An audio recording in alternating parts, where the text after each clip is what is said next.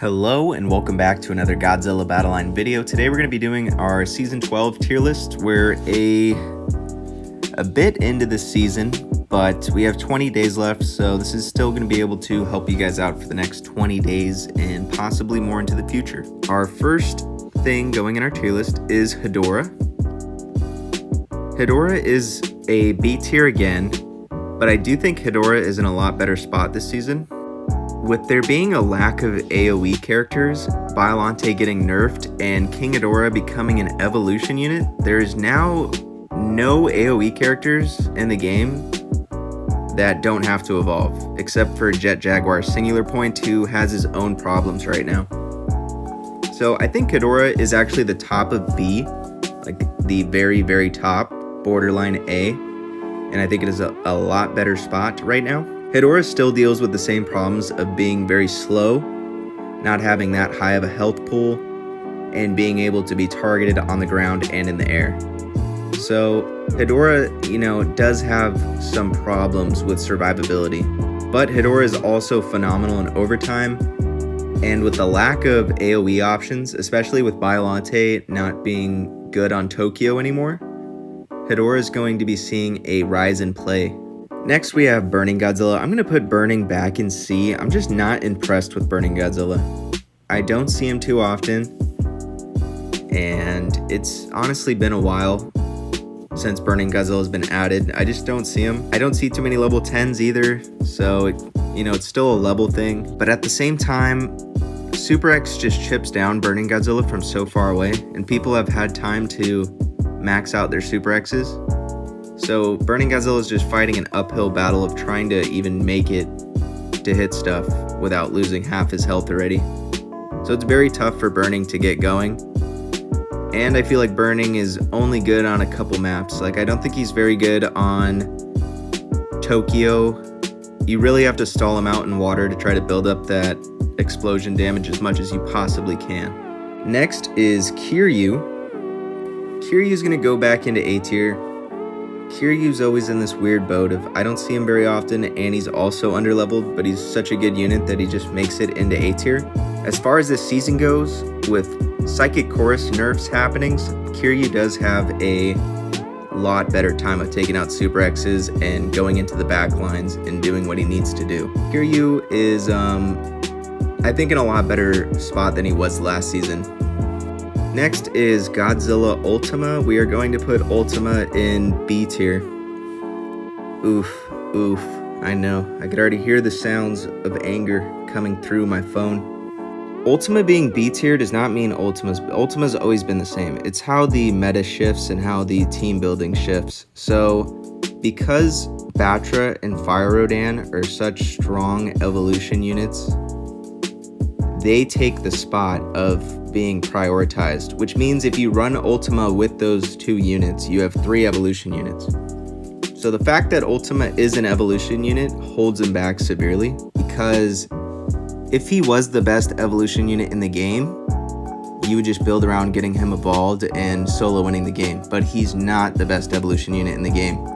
I don't even think he's top 3 right now, which means fitting him into a deck with those other S tier evolution units is really hard to do.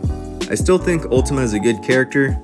He's a great sniper. Just as you climb, his DPS starts to fall off. Things get a lot tankier and it takes him a lot longer to burst through some things. And then he does have one of the hardest evolutions now. Actually, he might be the hardest other than King Hedorah, which isn't good. With evolutions, you really just need consistency. You need bang, bang, bang, getting them up, out the door, let's go, let's play. You don't want to be stuck with Terrestris. Even if you happen to get Ultima evolved like 8 out of 10 times every time, those 2 times, that's really bad. So the fact that he's not a consistent evolution, his DPS starts to fall off, and he's competing for spots in your lineup with other evolution units, demotes him to B tier, but he's still the same character he always has been. Next is Fire Rodan, Speak of the Devil, going right into S tier. So I told you guys when Fire Rodan's pre-evolution got buffed to evolve on death, it was going to make him crazy good. And it did. I think Fire Rodan is easily the second best unit in the game right now, mainly because of how easy that evolution is and his synergy with the other best unit in the game, Batra. No surprise there. Their synergy is off the charts. They just buff each other and go to town. They can also be used to push late because they're both going to speed boost into the fight. So timing wise, it just works out great. And then you have the heal from Fire Rodan when he dies on your leader, which is insane. There's just a lot of utility that Fire Rodan provides. He's not like a 1v9 carry that's going to be like Batra going out there and hitting things like crazy.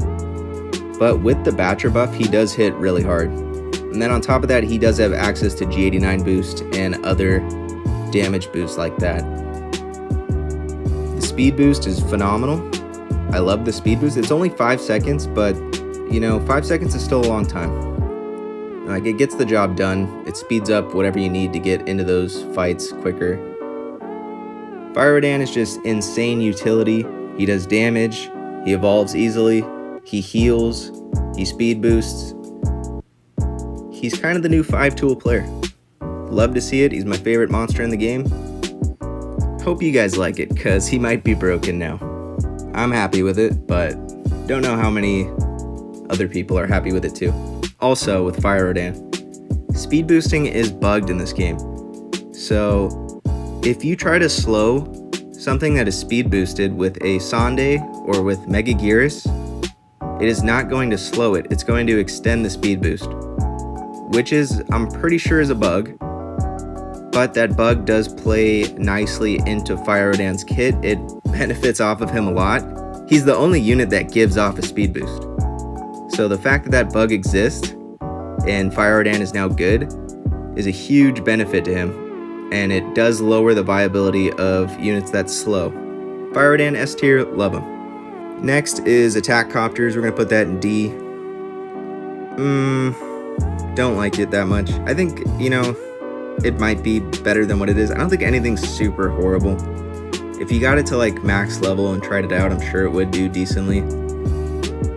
But no one does that, so D tier. Next is Anguirus, and I'm going to put Anguirus top of A.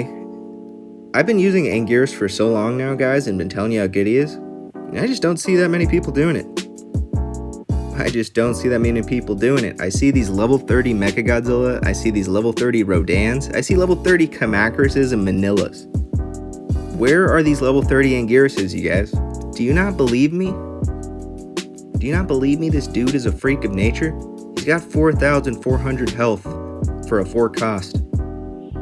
He's great. He's absolutely great. He counters so many things. It is so hard to burst through him.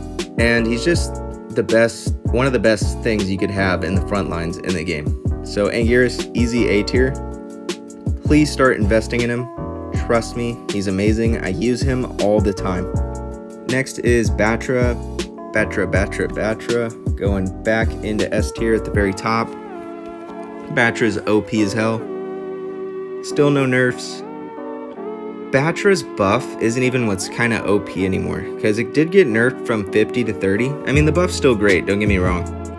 But Batra just hits so hard. He hits so hard that if you have other things taking aggro, Batra is literally just gonna dent anything, like anything he wants.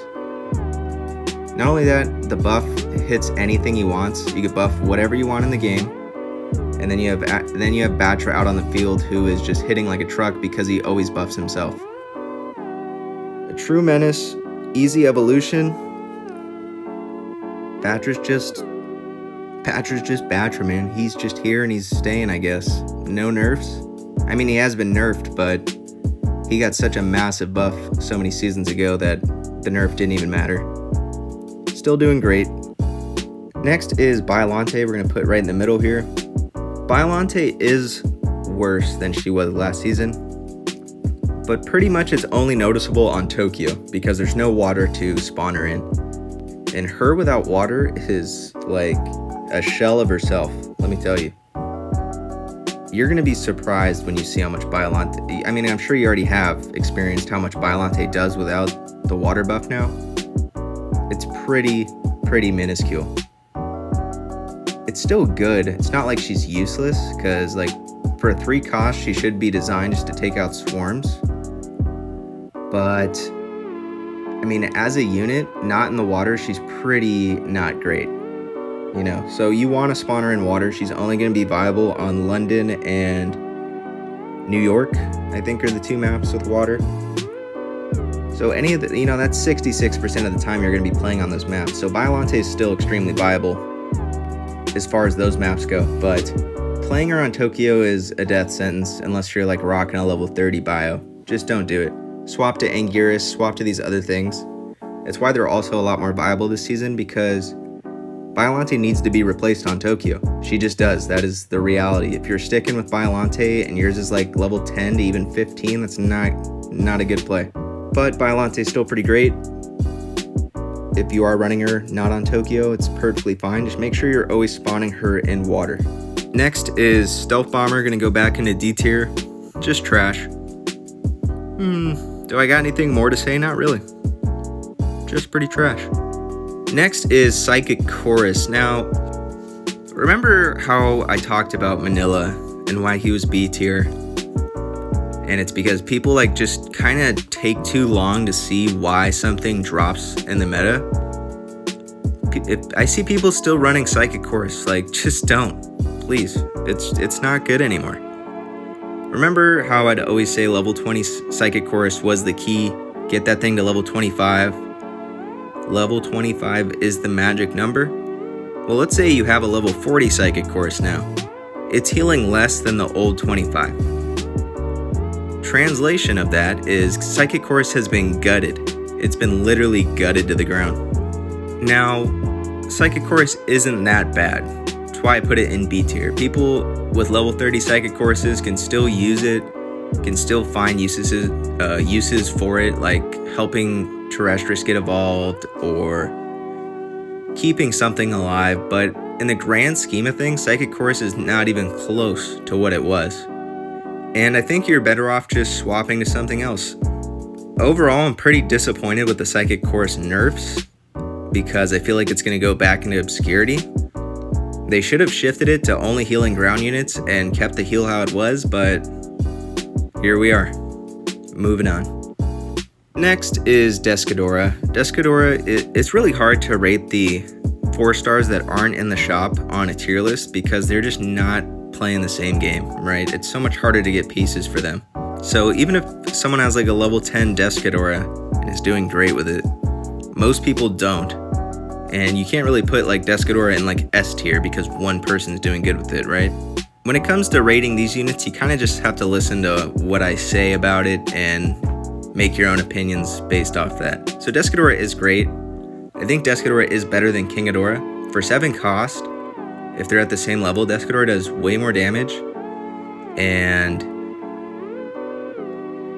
just has better stats for 7 cost. On top of that, you have the Stun AoE Fiery Burn passive, which is just a plus. And it is also a great defensive tool. Piercing is good, and Descadora isn't easy to use, so you're gonna have to get used to using him offensively, how to make sure he's not drifting off into La La Land chasing after stuff. But once you do get used to Descadora, he's a powerhouse, that's for sure. That's why I always push for you to buy him in the shops, especially if you're a newer player. If you can keep Descadora as your like highest level 4 star, gonna be money. Next on the tier list is going to be Destroy Larva, which just got buffed. Destroy Larva is pretty bad. I mean, the HP buff isn't really going to be that huge for it. It still struggles with surviving AoE. They're way too bunched together. I don't really see too many people trying them. Not really worth it, and I would probably try experimenting with other things. Next is Dimension Tide, which we'll put behind Biollante. Dimension Tide's great. I suck with Dimension Tide. I don't use it. It's just not my cup of tea. And it doesn't really mesh with my playstyle. And Dimension Tide does have some problems. Like, it is a great ability, which is why it's in A tier. But it doesn't do anything extra, right? So you can have a monster out in the field and one-shot something and still continue to do other stuff. Dimension Tide, it's gonna do exactly what you want it to do, and then it's gone. There's no extra to it. There's no like bonus that it's gonna pull out. It's just gonna do its job and it's gonna leave. So it can never really be that broken. But as far as an effect unit goes, it is very, very good. Next is Dorats. We're just gonna put Dorats in C. Dorats just don't have a role. They need to be 2 costs. They just don't do anything. Like, Dorats really don't do anything. The only use they really have is DPS on something that is stuck on another unit, and there's just so many other things in the game that could do that. You can use them as shields. Like, let's say you want to use it for like Batra or Leo. What is the difference between using Anguiruses and Dorats? You're just spending 1 more cost. There's literally no difference. And then let's say if Godzilla 89 is coming. Would you rather have Dorats or Anguirus? I would much rather have my Anguiruses stalling the Godzilla while he's taking damage than have Godzilla continue walking while Dorats peck at him and don't stop him at all. So Dorats definitely need to be a 2 cost. It's been a long time. People just don't use them. It's not that hard to level up. And they need to pull the trigger and give the Dorats a buff. Up next is Energy Base. I'm going to put Energy Base in S tier. So nothing has really changed about Energy Base. So why would I put it in S tier? Because I just think it's that OP. I think Energy Base is broken. I think it should probably be removed from the game. It just gives you an advantage. That's literally what Energy Base does. It just gives you an advantage. It lets you get massive pushes, and that's why I always use it, because it's almost stupid to not use it, especially if you're not spending thousands of dollars on this game to get a bunch of good stuff. Energy Base is such a easy way to get good, I guess, but Energy Base is absolutely broken. I'm not sure how energy refueling works in other games like Clash of Clans, or not Clash of Clans, what's it called? Clash Royale, because I know Clash Royale is a similar game, and I think it also has a magic refueling thing, which is essentially the same thing. I don't know what exactly makes it broken, but having everything pushed together, bunched up, is so strong, and just having monsters be quickly deployed one after another is way better than even trying to take out Energy Base. Even if you take it out, you're still sacrificing 4 energy, and you're both kind of just not really doing anything, right? Like, you're just sending 4 energy to take out 5 energy on the other side, but nothing's really happening, right? You're just starting the pushes over. And also, I like Energy Base from a player standpoint. Like, I like playing fast. I like the fast-paced tempo that Energy Base provides. I love being able to do these big combos, and I think Energy Base makes the game more fun for you personally, or at least for me personally. It makes the game more fun because everything's just happening a lot quicker. It's not as slow. The game speed just quickens. So I do like that part about it, and is also why I always run it. But it is a problem because we're entering another Energy Base situation where it's like you have to run Energy Base or you have to run something to take it out because it is broken. I don't know why they buffed it to 5 costs. They shouldn't have done that. I even said, because I used it at 6 costs all the time. People look at me like I'm stupid. But as soon as that happened, you could go look at that tier list video. I said, I don't know why they did that. It didn't need to happen. It's a broken unit, and I think it was way better at 6 cost, or at least more healthy for the game at 6 cost. And then on top of that, you have Mecha King Hedorah now, who is also providing you bonus energy stacked with that, which just makes insanely massive pushes, and it is a lot of fun. But if we're talking like balance, there's nothing that really competes with Energy Base. You know, it's you either take it out or you suffer the consequences of not running it, which isn't really that healthy for the game. So quick fix would just be take out Energy Base. It doesn't even belong to a Godzilla movie, but at the same time, it does make the game a little more fun for me because it's more fast-paced. So it's a very tough, touchy subject. But Energy Base is broken. I will vouch for this thing and put it in S tier. people who don't think energy base is broken, I just don't know what the hell game you're playing. It gives you more energy. This game is based off energy. It's broken, use it or kill it. That's what I say. Next on the list is Sande. We're gonna put Sande in front of Psychic Chorus. I'm never that big of a fan of Sande. It's the same thing with Dimension Tide, except I think Sande is worse for being 2 cost, because as a 2 cost unit, you want to spam that, right? You don't want to hold on to 2 cost units all game. So the fact that you have to hold Sande for the right moments, I think is a bad thing. And the only times I think it's ever worth to run Sande is if you're using Super X and Godzilla Ultima, or even Godzilla Earth, those long range attackers that need to hit, or that can outrange other attackers. So the Sande is going to help them get off 1 or 2 attacks before they're targeted, which does help a lot. But other than that, I don't think Sande is very helpful in most situations. Godzilla 21, talked about you a lot. You just don't get better. You get worse every season because you can't get any more levels. And I don't think Godzilla 21 is a very good character. He's okay. His attack is broken. It's just hard to get it to work. There's definitely a missing piece to Godzilla 21 outside of his attack animation bug. I think he's just a little too frail.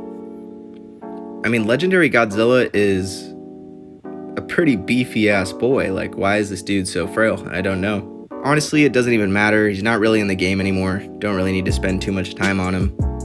The only people that are using him are people that have used him for months, so what the hell what do they care what I say in season 12, right? They've been using it for like months now. Kama Swarm, I think, is better. There is something this season that makes Kama Swarm better, is the lack of AoE options, because Batra and Fire Rodan are evolution units. So if you want to run an AoE option with them, you're running Bylante, King Adora, or Hedorah, which are all evolution units now. You're gonna have to make that decision. Like, if I want AoE, I'm gonna have to get a 3rd evolution unit involved. But someone like me, I don't want to do that, really. I don't like to run that many evolution units, so all I'm running right now is Batra and Fire Rodan on my main team, which leaves out AoE. So I don't have any AoE on my main team, which means if someone ran Anguirus Swarm, it could be a very viable tank into my extremely meta team. But Kama Swarm still gets popped by AoE like no other, so King Adora, Bylante, Hedorah, even Chet Jaguar Singular Point, are you just going to melt through it? But if you're not playing against those very specific AoE pieces, I think Kama Swarm is going to pop off, because it did get buffed. If you do have a high level Kama Swarm, maybe try it out. I think it honestly could be a very, very good sleeper pick this season and possibly into the next season. Might be leveling it up, might be trying it out. It has intrigued me. Next pick is the half of the Kama Swarm, just the normal Anguiruses, which I think are the best thing in A tier. Anguirus this season got the HP buff, which means at level 30 they're surviving a hit from Mechagodzilla now, and a lot of other things. Most Fire Rodans probably that aren't Batra boosted are definitely going to take 6 shots to take them all out. Mechagodzilla, Super X. Anguirus does a way better job at tanking now. Instead of just being like 3-hit shields, they've turned into a potential 6, which is massive. I think Anguiruses are closest thing to S tier you can get. Anguirus and Angie frontline is phenomenal. It is so good. The pair of those together is 6 cost, and you have 4 units on the field. One of them's 4,400 health. The other 3 are very easy to deploy wherever you want. So I think those 2 tanks are very, very good this season, and you should definitely try them out and try running them together, because that's what I do, and it works out very, very good. Next is my other friend, so King Caesar. I'm really high on King Caesar, and people just aren't that high on him anymore, and I don't know why. King Caesar is the highest initial damage in the game. There's nothing that's going to hit as hard as King Caesar, as quick as King Caesar. King Caesar is like, boom, dude, I'm doing 2,000 damage to you instantly.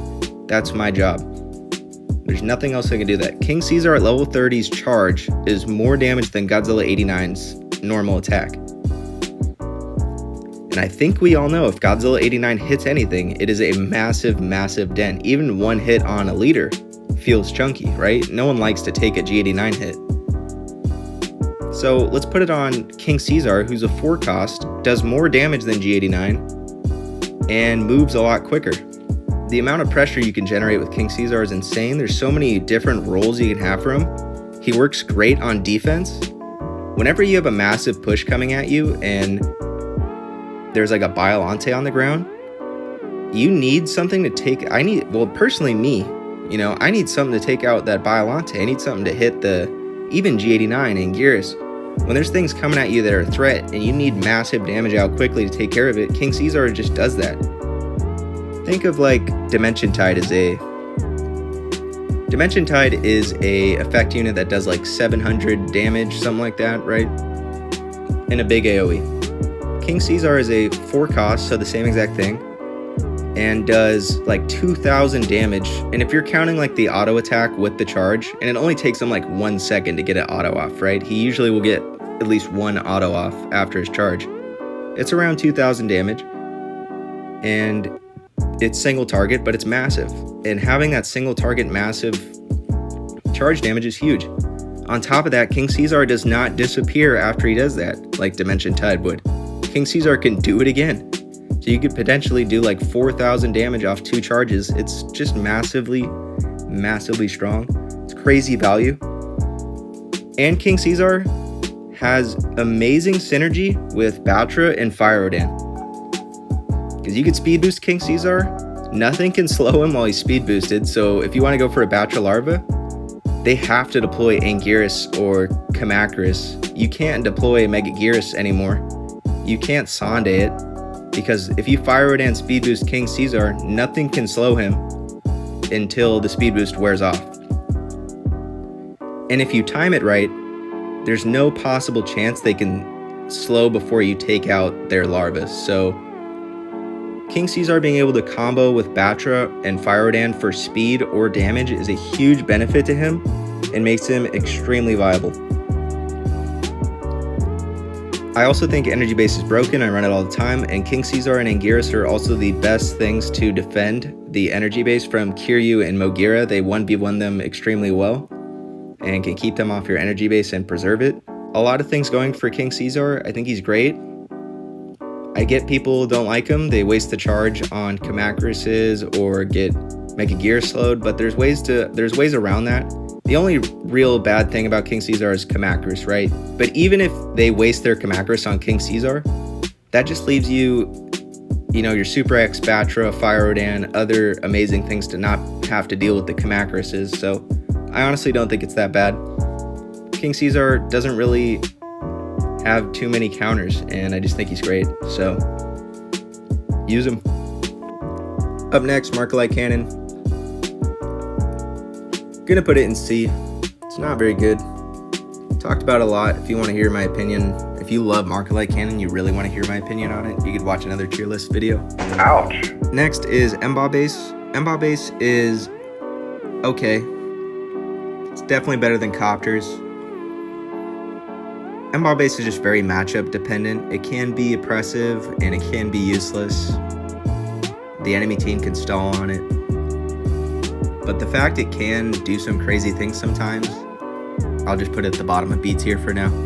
Next is normal Embas. I'll put above the Markalite Cannon. They're 3 cost, a little easier to deploy, and I think you can stun lock several things in the game with them. Just the odds of it being able to 1v1 a unit for so long without any interference is very low, so they're just still not that great. Next is Mechagodzilla, who we're going to put in C tier right there. I don't think Mechagodzilla is very good. He doesn't do anything special. His stats are pretty low at level 30 in my opinion. He's not tanky enough and he's extremely slow. Just don't really see any beneficial part of having Mechagodzilla on your team. Let me know if you love Mechagodzilla and you run him at level 30. What you love about him, because I can't pinpoint anything that Mechagodzilla does that good, Mechagodzilla is going to be bottom of A. Ooh, no. Queen Mega down. Yeah, Queen Mega's down and out. She's not as good as she was last season and the seasons prior. She's still an A tier pick. She's got great stats, hits hard, still has the AoE slow. The only problem is that slow isn't going to be affecting anything that's speed boosted. That's, it's pretty bad. Not only is it not going to slow them down, it's going to prolong the speed boost. And Psychic Chorus now not being in the meta hurts her as well, because Psychic Chorus synergized with her like extremely well. So Mechagodzilla is kind of back to just being like a normal, just decent A tier unit. If you've leveled her, it's still a good option to run. I've left her out of my team now, but she's still like worth it. I don't regret leveling her to 30. Not a bad character at all. Manila back in B tier. I'd put Manila next to Sande because I'll actually put them over it. They do have like the Sande bug synergy, which if you don't know about, good, but Manila's just okay. He's not doing anything special. He's not doing anything crazy. It's not like Chimacruses can tank the most crazy S tier things in the game, like Batra, where Manila can't do that. Yeah, Manila can like stun Batra for a second and get you a little more damage off, but it's just not nearly as consistent, and you're kind of depending on a little bit of RNG from Manila. He also doesn't really do any damage. I don't know why he got nerfed. I really don't. He must just be a menace when you're climbing. I still think Manila's really good when you're climbing. So if you're like a newer account or you're climbing slowly but steadily up to King of the Monsters, you're not really fully there, but you're in the range, Manila's great because everything's a little lower level. But once you hit King of the Monsters and you start playing the big dogs, your level 20 to 30 Manila is now competing with like way higher level 4 stars, which means he's getting popped way quicker. He's not doing nearly as much damage, and it's very hard for him to compete. So don't really know why he got nerfed, unless he's just destroying it in the lower tiered matches, which he could be. Manila's not bad at all. But as far as high tier play, I think there's just better options. Next is Missile Strike. I'm just gonna put it in D tier. Yeah, it's not that bad, and I've said before it does do like, it can't take out energy base and can't do those things, but there's other things in the game that just do it better, which essentially just make Missile Strike useless. So you should never level it up. Even if you're like a Kiryu cheeser in the low ranks, just do Train Bomb, don't do missiles. At least Train Bomb is going to be good later on. Next is Magira. So Magira and Kiryu are like two peas of the same pod, but Mog is a lot more consistent because he's so much easier to level to 30, and he is 1 cost cheaper. And that 1 cost cheaper does matter, because Mog and Kiryu are like the last things you deploy, right? So you're like pushing with your whole team, then your team's pushed up, and then you send Magira or Kiryu. So the fact that Mog is 5 cost to Kiryu 6 just means you can deploy him that much sooner, which just can work out timing wise a lot better.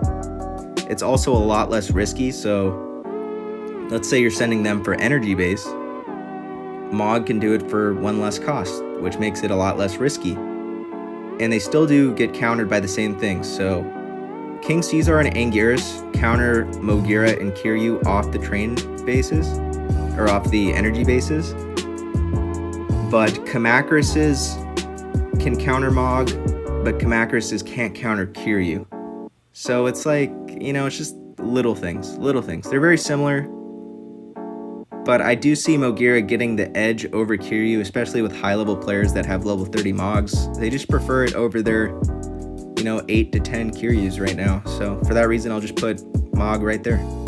Next is Mothra Leo, who we will put, I guess, in front of Descadora, because he is a higher level than Descadora on most occasions. Mothra Leo was really good last season. I put him in A tier. He might have actually been higher than where I even put him last season, because he synergized so insanely well with Psychic Chorus.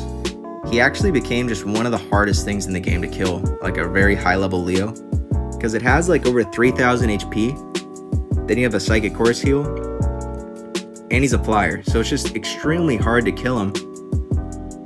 But now that Psychic Chorus is down and out, Leo goes back to having the same problems. Leo is not a good character. Like, design-wise, Leo has faults in his kit.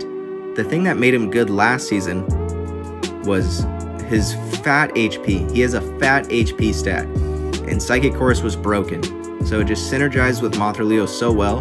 So even if Mothra Leo didn't get off the charge last season, the Psychic Chorus heal just made him such an insane tank that it didn't matter. Whereas now, it's back to if something eats the charge, you're kind of just, you know, you got a dead Leo out on the field. Not only that, Anguirus has got buffed, which counter him hard, so you're going to be seeing a lot more play from Anguirus. I'm just not a huge fan of Leo as far as consistency goes. But he's okay as a B tier pick. Just has some huge problems against some characters in this game, which kind of make him a little useless. Next is Mothra, Leo's mom. I'll put Mothra above Leo because I think Mothra is a better unit for 4 cost, but it has to evolve, which just sucks. Same thing with Ultima. It's got to compete with evolutions, and Mothra hasn't been able to do that in quite a long time. Mothra Larva is hard to evolve. It's not like insanely hard, but you know, it takes time. Like you gotta plan around evolving her. And then if you're trying to evolve Batra or Ultima or Biollante or Fire Rodan, or you know, there's just a lot of evolutions in the game. It's hard to pick a couple because you can't have your whole team be evolutions, right? If the 8 best units in the game were all evolutions, that wouldn't be the best team. So by default, like the bottom 4 have to be just worse because they can't be in the same team. So Mothra's a B tier. She hits hard, hits very hard. Tough evolution, hard to compete with. So she just doesn't really make it into most teams. Rodan just sucks. Just put him behind Dorats. Buff Rodan, please. He just sucks. I don't want to talk about him. He's not good. Next is Space Godzilla. Ooh, yay. So, hey, Ultima lovers, Space Godzilla's below him now. So, you all can calm down. I don't think Space Godzilla's A tier anymore. Psychic Chorus down is the same thing with Leo. Like, Psychic Chorus just kind of made up for Space Godzilla's faults. I think Space Godzilla is still pretty good. It's just harder to make him work, and he is a very slow character, so it's just better left out than in. I'd say his survivability is way down. Crystals are still very annoying, and he does have his uses. B tier is not bad, so B tier is viable. It's just not as good as some of the A or S tier options. Next is Godzilla 89. I'm going to put above Ultima. So, I like to use G89. I like to use him in my Mothra teams. I think Fire Rodan speed boosting him is pretty good. G89 still has a lot of problems. Like, I think G89 is good. I think Ultima's good. I think Space Godzilla's good. But they're still B tier picks because it's harder to get them consistently running. G89 just has to be built around, and his team just isn't nearly as strong as like Batra, Fire Rodan, Super X, so he's just a B tier. And then you also have to deal with him being a 7 cost and being countered by Anguirus, which there are 2 cost. So if you're ever running Godzilla 89, you need to be running Biollante. Hedorah's just too slow. King Hedorah's too much cost. Chet Jaguar singular point gets popped by Super. I guess Chet Jaguar singular point could get the job done if Super X is stuck on Godzilla 89, but you have to run Biollante or Chet Jaguar with Godzilla, because if he's stuck on any swarms, it just makes him dead in the water. Next is Super X. Super X is broken. The range is insanely broken. So why is Super X so much better than Ultima if Ultima has like 3,000 health and Super X has like 800? It's because Super X is a flyer and has even longer range than Ultima, which means it is theoretically harder to kill Super X despite him having so much less HP. Super X is such a menace. I just hate him. I hate Super X, and I run it all the time because I'm a tryhard. Sometimes you just gotta try hard. That's me in this game. I'm just a tryhard. It's what I do. I use what's good. I'm a meta slave, yes. But with that said, Super X is just so annoying. Even when I'm using it, I'm just like, geez, man, can this thing like just go away? I just feel bad for people. It's such an annoying unit. And that's why, even though I used him at Super X, I tell people like, yo, take it out with Dimension Tide. Like, kill my stuff. Make me not use Super X. But nothing makes me not use it. It's just that good. It's an amazing thing to drop. It stalls phenomenally. It's slow. it's just perfect for like how the flow of this game works. It just is such a good unit. Too bad it's not a monster and it's a stupid ship, but you know, that's what we're dealing with. Next is Train Bomb. That voice crack. Yeah, Train Bomb. Last thing going into S tier. So I've done this in the past, like way long ago before I even started my channel, of ranking Energy Base and Train Bomb in S tier. And people didn't agree, but honestly, I'm just gonna go with what I think. I think I'm a pretty good player, so I'm just gonna trust my opinion. Energy Base is broken. It's a broken unit. Train Bomb is the most efficient way to counter Energy Base, which makes Train Bomb really, really good. It's not that Train Bomb's like a great unit on its own. The fact it did get buffed and it can do a lot of damage to a leader is a very nice plus on top of it. But the fact that Energy Base is just so busted that Train Bomb becomes good. How the meta is, you can listen to me or you can't. But if you want to win in this game, listen up. You either run Train Bomb or Energy Base, or you're just shit out of luck. Not only that, if you run both of them on the same team. So people give me a lot of flack for running Energy Base, but the even more scummier thing to do is to run Train Bomb and Energy Base. Because not only do you use Energy Base, you take out someone else's Energy Base. It's just such a jerk move, which is why I never leveled up Train Bomb. I knew it was broken, but I never wanted to do it. But now people are starting to understand and see how oppressive it is to run both of those on your team and just deny someone else from their Energy Base while keeping yours up. Yeah, Train Bomb, Energy Base, I think are just really, really, really good things to have on your team. Even if you don't notice it right away, trust me. Next is Geigen, who we will put in right there. Geigen sucks, don't want to talk about him, needs massive buffs, needs huge HP growth, needs a huge attack growth, extremely weak. Next, Chet Jaguar Singular Point. Chet Jaguar Singular Point is a good character, just gets shut down by one of the best characters in the game, Super X, which makes him not that great. Does well into a lot of things, just not Super X. I'm gonna put Kong behind Rodan. I think Kong's trash. If you've listened to my tier list, he's garbage. If you're like upset that you couldn't get Kong, don't worry because he's not good anyways. Maybe he'll make a return and they'll buff him, hopefully. Maybe they'll give him an axe, but he's just such a bare bones unit. Doesn't even feel like a 4-star, honestly. His stats are just, he hasn't been touched. Him or G21 have not been touched since they've come to the game. Actually, I think Kong got like a water buff, like a water walking buff, which, okay, whatever. Yeah, they're just extremely underwhelming. Next is Godzilla 54, who I'm gonna put in C tier with Burning Godzilla.